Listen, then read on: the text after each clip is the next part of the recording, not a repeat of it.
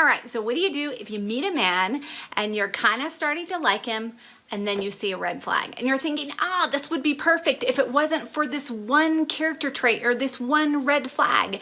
And you're asking yourself, should I stay or should I go? Is it gonna change? Is it not gonna change? Does he wanna change it? Does he not wanna change it? How do I know? I'm gonna help you deal with this week. Stay tuned.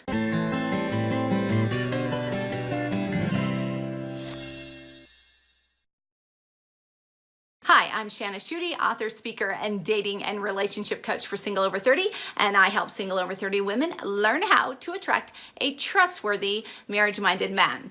All right, so what do? You meet a guy, you're liking him, and then you see a red flag or something that looks like a red flag. Okay, so the first thing that you want to do is you want to make sure you find out, is it a red flag or is it a pink flag?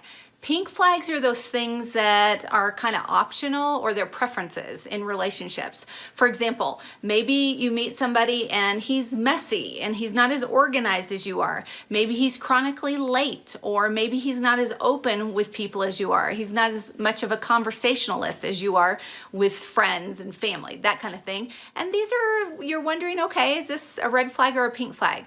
Preferences are pink flags. Red flags are those things that are dangerous, right? These are things like someone who has an addiction, or someone who's a rager, or someone who's fiscally irresponsible and won't take responsibility when confronted. Somebody who won't ever admit that anything is their fault. Maybe they have a critical spirit, right? And they're always blaming other people for things in their life. These are red flags that you want to pay attention to. But if you have something, you're wondering, can this change or not?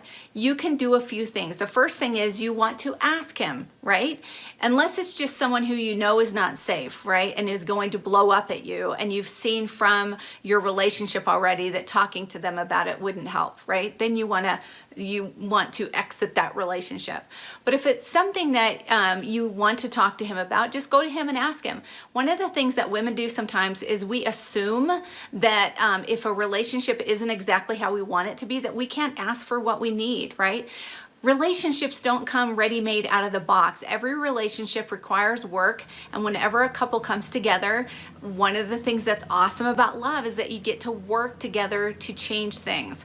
So, like for example, let's say that a man is late coming to pick you up, and he's done this a few times, and it makes you feel invalidated and makes you feel unimportant, and you want to talk to him about it and see if it's something that can change. So you bring it up to him humbly, and don't attack him so that he doesn't get defensive. Be kind, and then he says, you know what, you're right, I'm really going to work on that, and I'm really sorry about it, and he expresses remorse for doing that. That's a really good sign, because that shows a humble heart, and that will translate over into other areas of your relationship.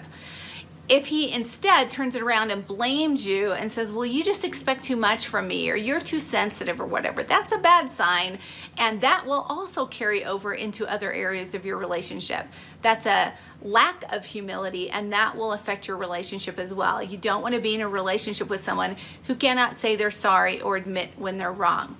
The third thing is that a man's words and his actions should line up. So for example, if he's going to work on being on time, then if he says, I won't do that anymore, or I will do my very, very best to be on time, you'll see his words and his actions aligning. And the same thing goes for us, right? We want to express the same humble heart and the same kindness in relationship, because it's a give and take thing, right? So I hope this has been helpful. If you found it to be helpful, go ahead and subscribe so you can hear from me more. Click that little bell so you'll be notified whenever I put up a new video.